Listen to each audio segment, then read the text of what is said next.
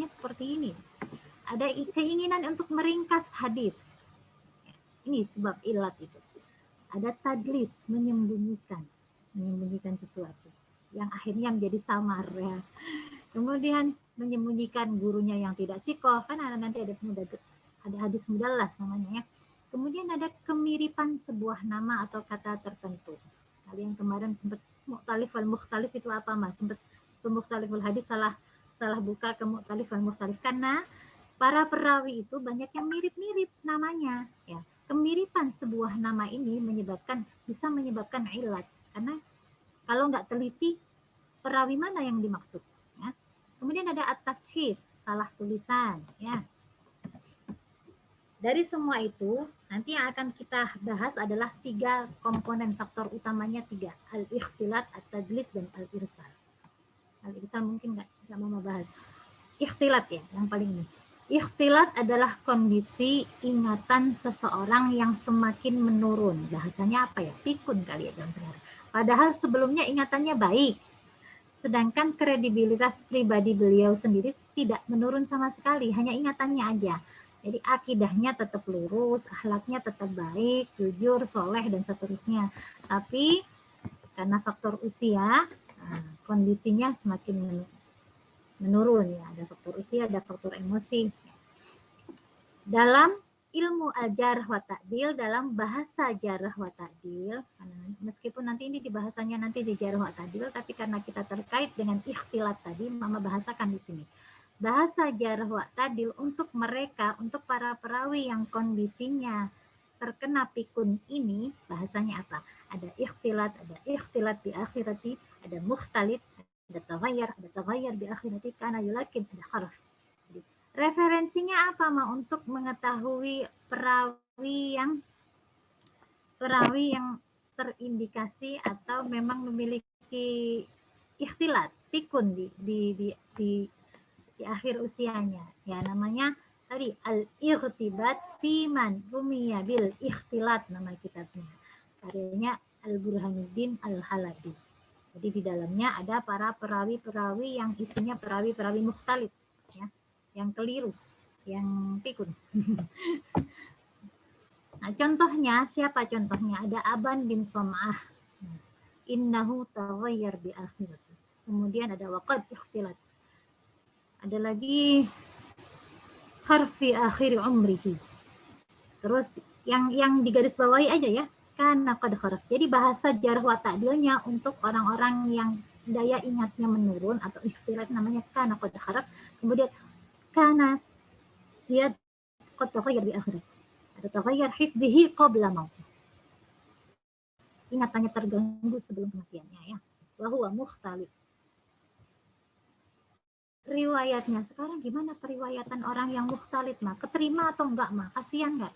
Kalau kita lihat sebagaimana yang sudah dijelaskan, ikhtilat ini biasanya terjadi pada usia akhir seorang perawi. Ya kan biasanya kalau secara alami ya karena faktor usia kan. Jika seseorang usianya 80 tahun, hitung-hitungan sekarang Win. Jika seseorang usianya 80 tahun, lalu terindikasi ikhtilat, terindikasi pikun pada usia 78 tahun. Berarti hanya 2 tahun terakhir ya. Apakah semua riwayatnya beliau tidak diterima atau diterima? Padahal beliau meriwayatkan hadis dari usia 35 tahun. Jadi 35 tahun sampai usia 80 tahun beliau meriwayatkan hadis. Nah, apakah dari usia 35 sampai 80 tahun itu diterima semua atau enggak diterima? Jika menggunakan kaidah ilmu al-jarh wa ta'dil, maka orang ini kategorinya adalah termasuk orang yang dhaif. Tapi kalau menggunakan kaidah ilmu ilalul hadis, makanya ilmunya yang ribet kan? Rumit dan rinci. Namun jika menggunakan kaidah ilmu ilal, mereka ini dhaifnya bukan dari sejak awal. Bukan dari usia ke-35-nya, tetapi pada 2 tahun terakhir aja. Karena itu hadisnya hanya didhaifkan pada periwayatan di 2 tahun terakhir saja. Yang dengerin senang banget. Yang kedua, untuk memilah periwayatan mereka yang mukhtalif, ya, para ulama mencari tahu kapan perawi ini terindikasi ikhtilat. Jadi belajar, diketahui dengan sejarah, dicari ya, dicari sejarahnya kira-kira perawi ini terindikasi ikhtilatnya mulai kapan. Siapa saja orang yang meriwayatkan dari beliau? Siapa saja murid beliau? Murid beliaunya ini murid ketika sudah mukhtalid atau belum? Jadi maka mereka yang meriwayatkan sebelum ikhtilat, jadi murid-muridnya yang meriwayatkan sebelum gurunya ikhtilat, riwayatnya bisa diterima dan bisa disahihkan. Tapi bagi mereka, murid yang meriwayatkan dari gurunya yang ikhtilat ini, setelah gurunya ikhtilat, maka riwayatnya menjadi lemah. Oke, jadi garis besarnya ada 3 lagi. Kesalahan yang terjadi sebagai dari dampak dari daya ingat yang menurun tadi ya, ikhtilat tadi.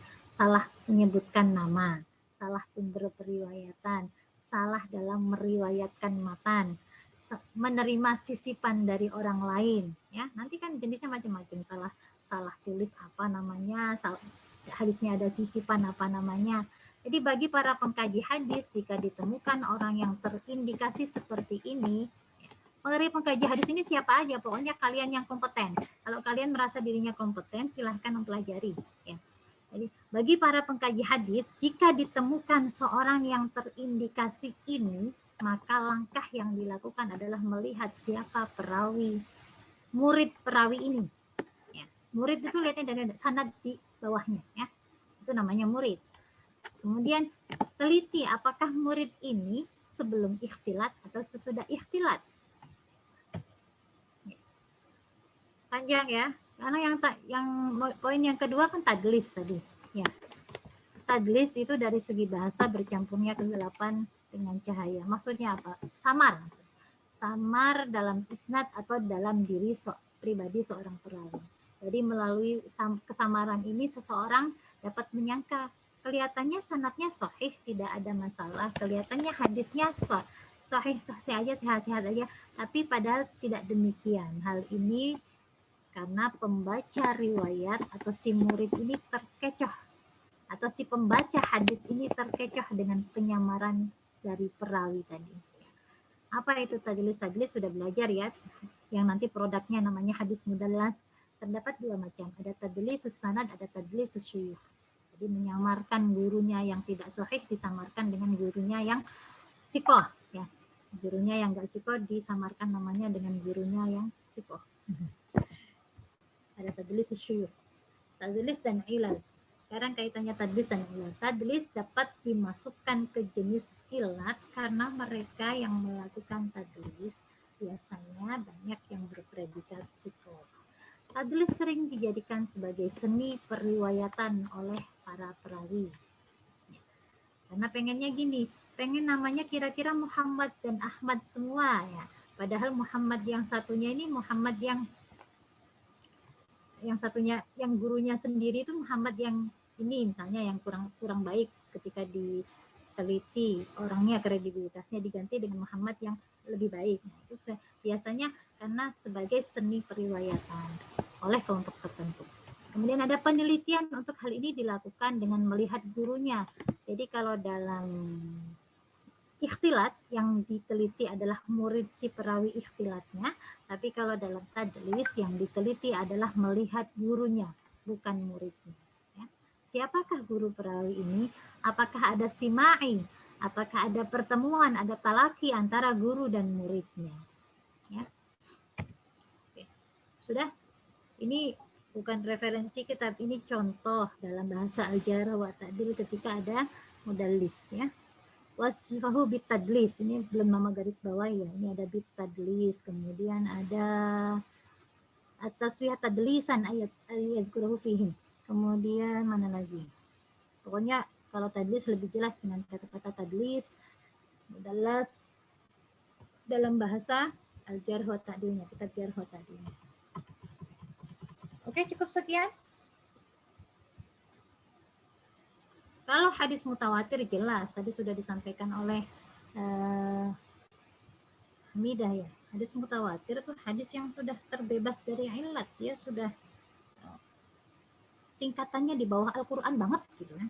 Jadi kalau hadis kan ada Al-Quran, sumber hukum itu kan ada Al-Quran, kemudian hadis. Lah hadis itu nanti yang paling atas adalah hadis mutawatir. Kemudian yang kedua adalah hadis ahad. Hadis ahad nanti jalurnya macam-macam.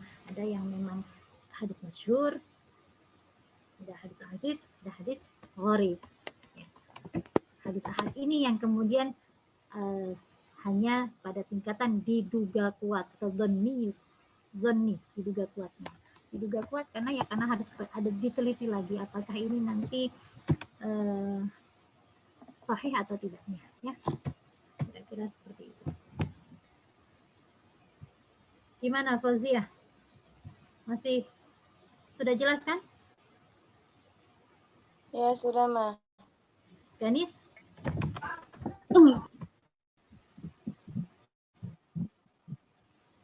Mama, itu tadi suluk al riwayat sendirian bukan sih, Mah? Ya, bisa.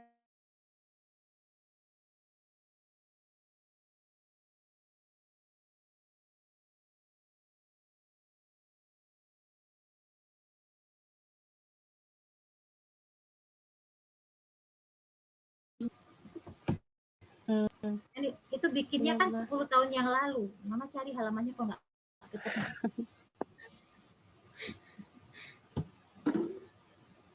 Jadi bikin materi itu 10 tahun yang lalu. Ternyata 10 tahun yang lalu disampaikannya baru sekarang ya tidak ada perkembangan. Terus gimana, Mak? Oh ya, jadi ada perkembangan.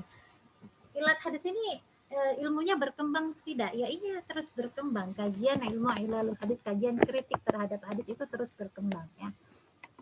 Berkembang sesuai dengan keinginan konsumen. Jadi konsumen lagi hadis apa yang ingin dikaji ya pasti akan berkembang. Seperti kalau dalam sekarang ini ada karya yang bagus. Tadi Mama mau nunjukin tapi nggak jadi ya. Manhaj At-Tirmidzi dalam kitab ilalnya dan relevansinya terhadap kesahihan hadis. Ini karya terbaru di bidang ilal kalau menurut Mama. Mama belum tahu lagi ada buku baru lagi. Ini bentuknya tesis PhD ya. Dia membahas karya ilal At-Tirmidzi. Manhaj atau metodenya At-Tirmidzi dalam kitab ilalnya.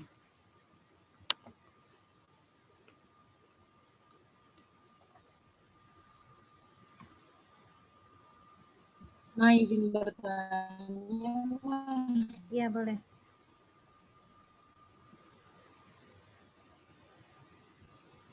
Siapa yang ngomong?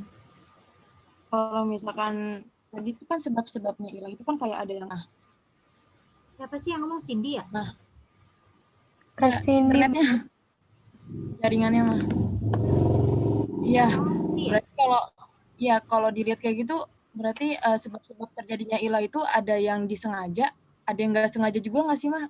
Kalau nggak disengaja kan kayak misalkan dia kan karena faktor usia gitu ya, Mah. Nah, terus kalau yang dari hadis-hadisnya gitu kalau kita pakai itu kan hukumnya udah jadi hukumnya jadi doif gitu ya, Mah? Doif terus bisa diamalin gitu nggak sih, Mah?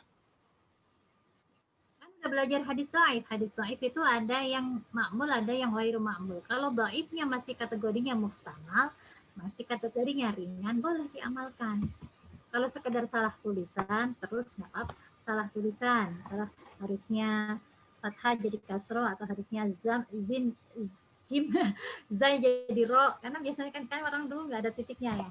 Nah, itu nggak masalah, kesalahan ringan itu nggak apa-apa. Kalau dhaifnya yang sudah kebangetan, dhaif dan ya sudah nggak boleh. Ya. Seperti hadis menjadi ternyata setelah diteliti ini jadi hadisnya bentuknya hadis mungkar, hadis matruk, ya udah nggak boleh. Ya. Itu Kak Cindy. Berarti dilihat dari tingkatannya, Maya, itu udah... Iya, dilihat nanti ketika dideteksi penyakitnya apa. Penyakitnya apa, jenis hadisnya apa. Alivia, ada yang mau tanya? Mau. Apa, Min? Dede mau nanya, Dede. Dede siapa? Dede Alivia. Di sini ada Bunda, ada Dede. Bunda itu Hamidah. Dede itu siapa? Tia. Tia. Tia. Mana Tia? Mama. Mana Tia? Mana yang namanya Tia? Ada Siti Alivia. Oh, Via itu panggilnya Dede. Emang Kakaknya banyak. anak-anaknya kreatif, Mah. Anaknya Anak-anak kreatif. kreatifnya. Yuli, Bu Bukan, RT mah maksudnya Yuli. maksudnya kelas ini nama-namanya kreatif banget, Mah. Insya Allah. Emang kelas E itu istimewa ya. Ustazahnya Cindy Nabila, Mama. Ustazahnya Cindy Nabila. Pantesan nanya mulu ya. Cindy, Cindy. Bu RT-nya Bu Yuli. Jubirnya RT-nya Winda. RT, Masya Allah. Pak RT-nya udah ada belum? Belum ada, Mah. Boleh dicariin, Mah. Pak Roshid aja mah boleh nggak? Masih semester 2, ntar aja. Kalau mama temennya cewek semua, minta cariinnya sama Pak Rosid yang temennya cowok ya. Tapi jangan temennya Pak Rosid, ntar udah tua kan. Muridnya Pak Rosid di kampus lain gitu kan. Oke, Warsina Indianingrum Emang Pak ada. Roshid di mana aja, Mah? Pak Rosid sekarang lagi konsentrasi di IT aja kalau dosen. Kalau